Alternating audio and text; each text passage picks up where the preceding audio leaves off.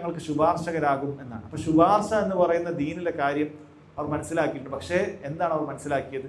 അള്ളാഹു അല്ലാത്ത ആളുകൾക്ക് ഇബാദത്തുകൾ നൽകിയാൽ, അവരോട് ചോദിച്ചാൽ, അവരോട് തേടിയാൽ അവർ ശുപാർശകരാകുമെന്നുള്ള വിശ്വാസം അള്ളാഹു താല പറയുന്നത് മക്കയിലെ മുശ്രിക്കുകളാകാനുള്ള കാരണമായിട്ടാണ്.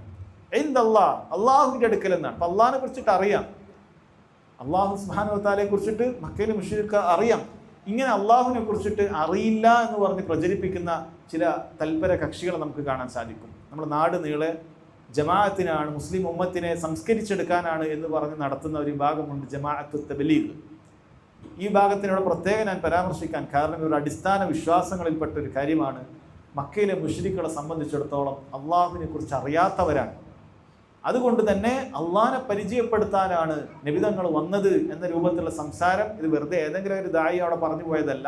ഇവരുടെ അടിസ്ഥാന ഗ്രന്ഥങ്ങളിൽ രേഖപ്പെടുത്തിയിട്ടുള്ള, ഉറുദുവിലും മറ്റുമൊക്കെ രേഖപ്പെടുത്തിയിട്ടുള്ള കാര്യം ഇതാണ്. അപ്പം അള്ളാഹിനെ കുറിച്ച് പരിചയപ്പെടുത്തുക, അത് തന്നെയാണ് അവരിപ്പോഴും ചെയ്തുകൊണ്ടിരിക്കുന്നത്. അവരുടെ പ്രധാനപ്പെട്ട ദാവത്ത് അതാണ്, അള്ളാഹിനെ പരിചയപ്പെടുത്തുക. അള്ളാഹു റാസിഖാൻ, അള്ളാഹു മാലിക്കാൻ, കച്ചവടമൊക്കെ അള്ളാഹു നൽകുന്നത്. ഇതാർക്കാണ് അറിയാത്തത്?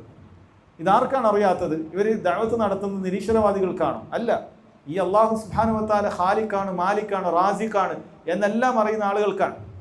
ഈ ആളുകൾ അള്ളാഹു അല്ലാത്തോട് പ്രാർത്ഥിക്കുന്നു, സഹായം തേടുന്നു. ഇതിനെക്കുറിച്ചിട്ടൊരു വാക്ക് ഇവർക്ക് പറയാനില്ല. ഇവരുടെ ദഅവത്തിൻ്റെ പ്രഥമ സ്ഥാനത്തിൽ നിൽക്കുകയില്ല. ഇനി വല്ലവരും പറയുകയാണെങ്കിൽ കുറേ കാലം കഴിഞ്ഞ് അടുപ്പിച്ചിട്ട് പറയാമെന്നാണ്. അത്രയും കാലത്ത് അമലുകളൊക്കെ ബാത്തിലാക്കിയിട്ട് ഇവരോട് പിന്നെ പറയാമെന്നാണ്.